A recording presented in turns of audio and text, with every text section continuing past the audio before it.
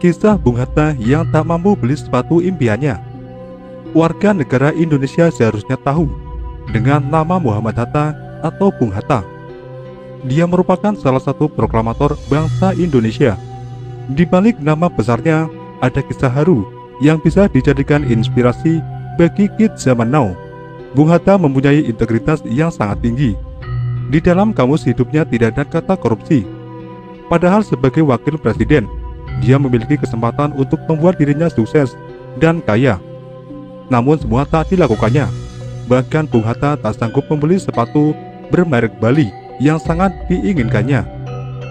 Kisah keinginan Bung Hatta memiliki sepatu Bali datang dari mantan sekretaris pribadi Bung Hatta, namanya Pak Iding Wangsa Wijaya.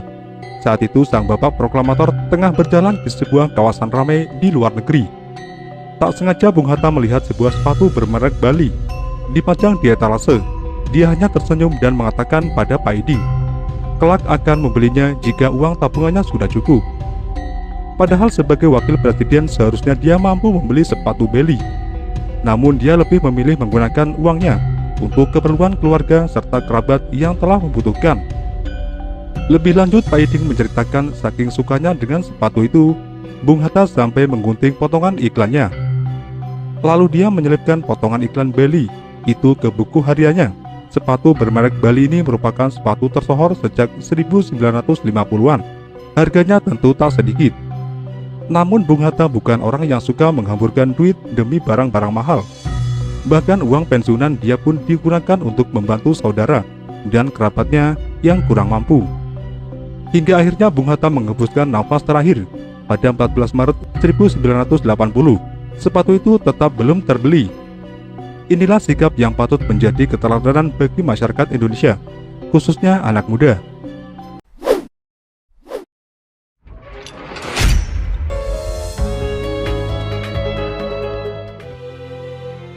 Lelucon terkenal Gus Dur terkait 3 entitas kepolisian paling jujur di Indonesia, yakni Polisi Tidur, Patung Polisi, dan Jenderal Hugeng Iman Santoso, punya konteks sejarah penting dalam dinamika sejarah kepolisian Republik Indonesia.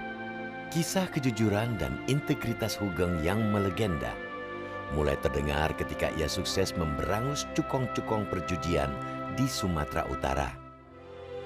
Saat menjabat sebagai Kapolri dari tahun 1968 hingga 1971, reputasi Jenderal Hugeng sebagai polisi yang jujur dan berintegritas tidak tergoyahkan meski harus berhadapan dengan budaya politik dan lingkungan birokrasi yang korup.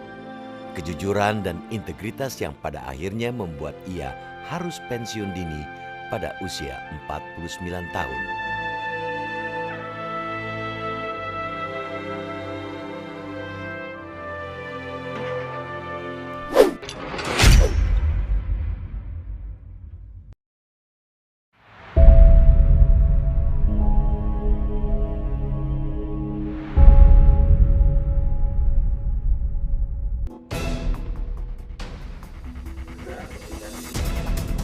Memperberat hukuman para koruptor yang semua divonis ringan seakan meniupkan angin segar di alam penegakan hukum Indonesia, terlebih pada kasus-kasus korupsi.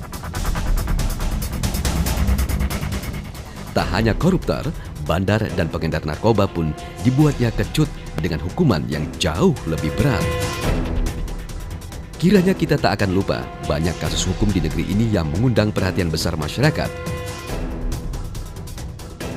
Mulai dari kasus penembakan misterius di Orde Baru hingga kasus insiden Dili. Dari kasus mantan Presiden Soeharto yang tak kunjung selesai hingga akhir hayat sang presiden, sampai kasus nenek Rusminah yang dituduh mencuri piring. Juga yang tak kalah rumit, dari kasus pembunuhan wartawan Udin hingga kasus pembunuhan aktivis hak asasi. Siapakah penegak hukum pemilik nyali besar di balik kasus-kasus yang tak remeh itu?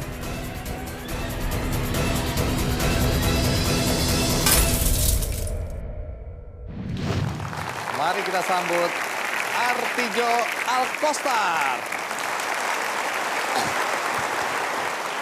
Pak Artijo, terima kasih. Terima kasih, Bung. Terima kasih. Pak Artijo, Ya, pertanyaan pertama sederhana sekali. ya. Apakah Anda tidak takut mati? Oh, tidak boleh takut mati kalau membela keadilan dan kebenaran. Tidak boleh itu. Ancaman apapun itu tidak boleh dihindari. Itu konsekuensi daripada pekerjaan. Ya. Pekerjaan hakim, ya. Pekerjaan pengacara, apa saja. Jadi Anda tidak takut mati? Tidak takut mati.